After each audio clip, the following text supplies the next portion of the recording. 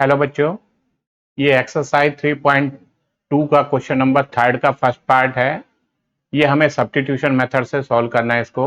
इसका first part देखते हैं।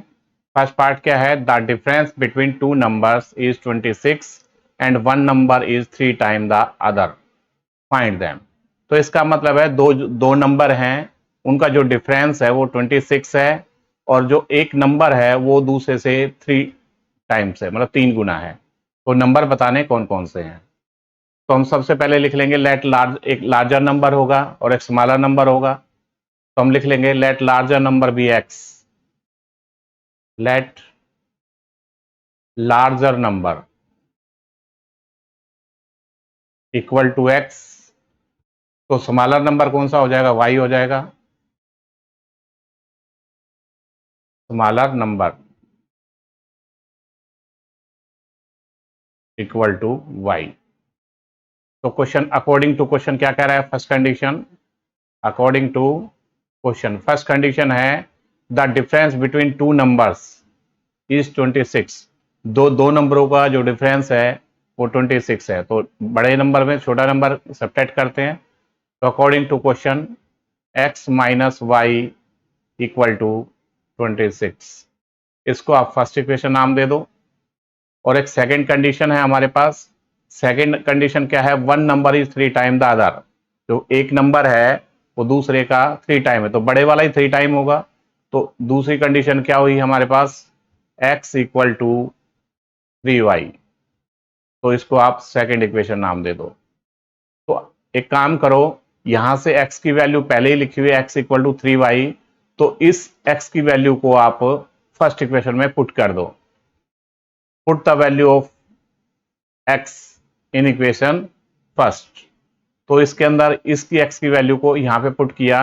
तो x की वैल्यू क्या है हमारे पास? 3y। तो इस x की जगह क्या रख देंगे? 3y रख देंगे। 3y minus y equal to 26। तो 3y में से एक y चला जाएगा तो कितना रह जाएगा? 2y equal to 26। तो y की वैल्यू आ गई हमारे पास, 2 मल्टीप्लाई का इधर जाके डिवाइड का कटने के बाद 13 आ जाएगा। तो y की वैल्यू आ गई 13। y की वैल्यू क्या आ गई? 13। अब y की वैल्यू को आप सेकंड इक्वेशन में रख दो। इसको क्या कहोगे? कहां से लिख लिया आपने? लिख दो कि फ्रॉम सेकंड, फ्रॉम सेकंड, कि ये हमने सेकंड से लिया है। ये बता दो x की जगह। आप क्या रखोगे? Put the value of y, put the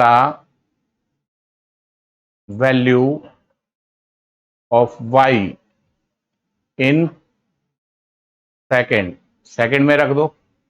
x equal to 3, y की क्या वैल्यू है? 13 है, 13। x इक्वल टू आ गया। तो नंबर बताने थे, वो नंबर कौन कौन से हैं? तो हमारा लार्जर नंबर आ गया हमारे पास 39, लार्जर नंबर इक्वल टू 39 आया। और स्मॉलर नंबर आया y है, y कितना आया? 13। ये हमारा फर्स्ट पार्ट था। अब इसका सेकंड पार्ट देखते हैं। सेकंड पार्ट क्या कहता है? The larger of two supplementary angles exceed by the smaller by 18 degree, find them. तो क्वेश्चन में ये बोला गया, पहले तो सप्लीमेंट्री के बारे में समझते हैं। सप्लीमेंट्री एंगल क्या होता है? सप्लीमेंट्री एंगल्स वो होते हैं जिन दो एंगल हैं जो उनका सम कितना हो, 180 हो, सप्लीमेंट्री एंगल कहलाते हैं। तो इसने क्वेश्चन में बोला गया कि the larger of two supplementary angles exceed by smaller by 18 degree. बड़े वाला जो एंगल है वो छोटे एंगल से 18 ज्यादा है। तो एंगल बताने हैं क्या है। तो हम सबसे पहले लिख लेंगे let larger angle be x, let larger angle, larger angle be x. हमने लार्जर एंगल को क्या मान लिया? एक्स मान लिया। और स्मॉलर एंगल को मान लो y, smaller angle be y. हमने स्मॉलर एंगल को वाई माना और लार्जर एंगल को एक्स माना। तो according to question first condition क्या हुई? फर्स्ट कंडीशन ये हुई बेटे, उसने बोला कि दोनों एंगल क्या है? सप्लीमेंट्री हैं। तो इसका मतलब क्या हुआ, x प्लस वाई अगर दोनों को जोड़ दे दोनों एंगलों का तो उनका सम कितना होगा, 180 होगा। इसको हम फर्स्ट इक्वेशन नाम दे देते हैं। अब सेकंड कंडीशन क्या कह रहा है, ये हमारे पास फर्स्ट कंडीशन हो गई, ठीक है। अब ये सेकंड कंडीशन क्या कह रहा है, सेकंड कंडीशन में ये बोला है कि जो लार्जर एंगल है वो स्मॉलर से 18 डिग्री ज्यादा है। लार्जर हमने किसको माना है, तो ये हो गया हमारे पास x इक्वल टू वाई में अगर हम 18 जोड़ दे तो लार्जर एंगल के बराबर आ जाएगा। तो अब y को आप इधर भेज दो, तो x minus y equal to 18 हो गया। तो ये हमारा सेकंड इक्वेशन हो गई। अब इनको सॉल्व करो, तो हमारे पास क्या है, यहां से x की या y की वैल्यू ले आओ, क्योंकि हमें सब्स्टिट्यूशन क्वेश्चन में बोला गया सब्स्टिट्यूशन मेथड से इसको सॉल्व करना है। x की या y की वैल्यू निकाल के ले आओ। आप यहां से, मैं ना x की वैल्यू निकाल के ले आता हूं, या y की निकाल लो, वो आपकी मर्जी है, या यहां से निकाल, चलो यहां से ले लेते हैं। तो हम यहां से x minus y equal to 18, ये हमारी कौन सी इक्वेशन है, सेकंड इक्वेशन है। तो यहां से y की वैल्यू निकाल के ले आओ, तो y माइनस का है, इधर जाके क्या हो जाएगा प्लस का, और ये वाला इधर आ जाएगा। तो x minus 18 equal to y, इसको आप थर्ड इक्वेशन नाम दे दो। तो हमने किससे निकाली है, ये सेकंड से निकाली, तो इसको हम फर्स्ट में रख देंगे। अब लिखो put the value of y, put the value of y in equation first. First हमारी क्या है, ये वाली है x plus y equal to 180। तो यहां पे y की वैल्यू क्या है हमारे पास, ये x माइनस 18, तो x और y की जगह रख दो ये x minus 18, x minus 18 equal to 180। अब इसको इधर भेज दो, x x जुड़ जाएंगे तो कितने हो जाएंगे 2x, और इसको आप इधर भेज दो, प्लस का हो जाएगा ये, तो 180 प्लस 18। अब इसको ऐड करो,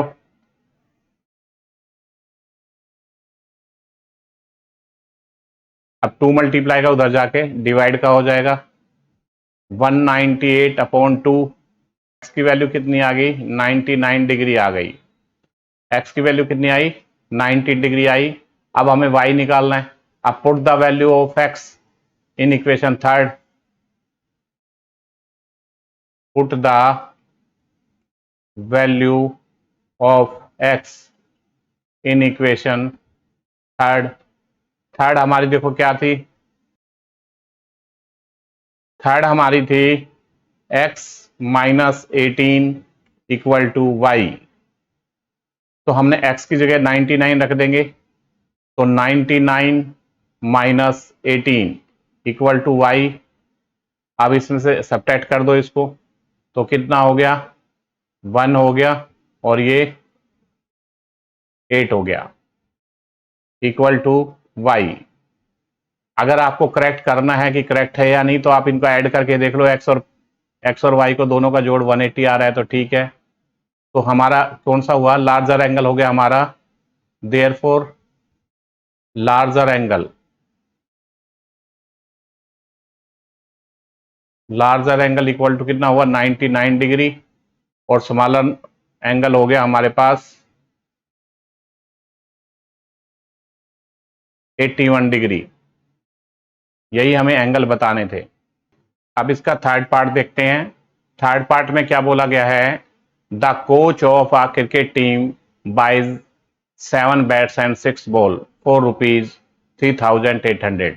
letter she buy 3 bats and 5 balls for rupees 1750. Find the cost of each bat and each ball.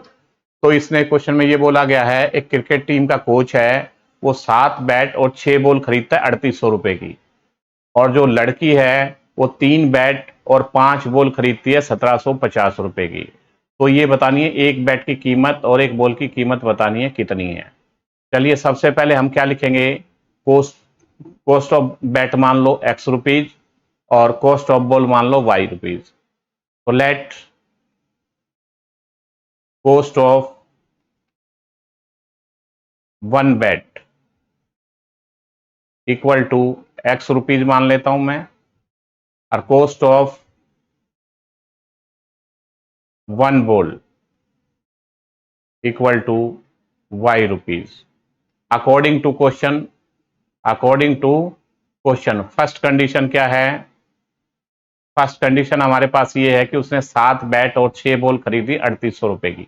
तो एक बैट की कीमत कितनी x है, तो 7 बैट 7x हो जाएगी और बॉल हो जाएगी 6y। फर्स्ट कंडीशन के अनुसार हमारा इक्वेशन बनी 7x plus 6y equal to 3800। यहां से आप क्या करो, x की वैल्यू निकाल के ले आओ या y की निकाल के ले आओ। तो मैं x की निकाल लेता हूं। 7x, इसको आप फर्स्ट इक्वेशन नाम दे दो। 7x equal to 3800 minus 6y। अब 7 मल्टीप्लाई का उधर जाके डिवाइड का हो जाएगा, तो x equal to minus 6y upon 7। ये x की वैल्यू आ गई। आप इसे थर्ड इक्वेशन नाम दे दो, क्योंकि हमने सेकंड कंडीशन यहां से, एक बार सेकंड कंडीशन हमने लिखी नहीं थी, मैं सेकंड कंडीशन को यहां लिख देता हूं। ये सेकंड कंडीशन क्या है हमारे पास? सेकंड कंडीशन क्या थी? 3 बैट और 5 बॉल 1750 रुपए की थी। ठीक है, तो बैट की कीमत x थी, तो 3x plus 5y equal to 1750। तो इसको हमने कौन सी इक्वेशन नाम दे दिया? सेकंड इक्वेशन नाम दे दिया था इसका। अब हमने वैल्यू कहां से निकाल के लाए थे x की? तो फर्स्ट से लेके आए थे, तो आप सेकंड इक्वेशन में x की वैल्यू को रख दो। Put the value of x in equation second equation को लिख दो एक बार यहां पे। 3x plus 5y equal to 1750। अब यहां से x की वैल्यू रख दो इसमें। x की वैल्यू क्या निकाल के लाए थे हम? यहां से ये वाली निकाल के लाए थे, तो इस x की जगह रख दो। तो 3800 माइनस 6y अपॉन 7 और प्लस 5y इक्वल टू 1750। अब 3 की मल्टीप्लाई 3800 से भी होगी, 3 की मल्टीप्लाई 6y से भी होगी। इसको सॉल्व करो, और माइनस 6y से करोगे तो माइनस का 18y upon 7 plus 5y equal to 1750।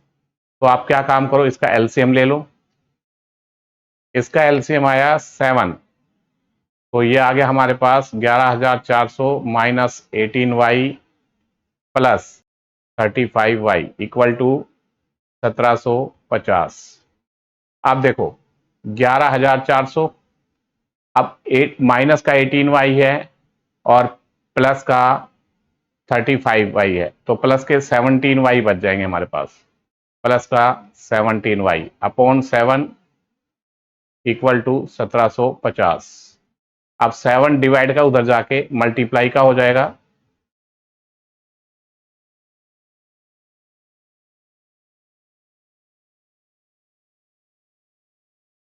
अब इसको मल्टीप्लाई करो।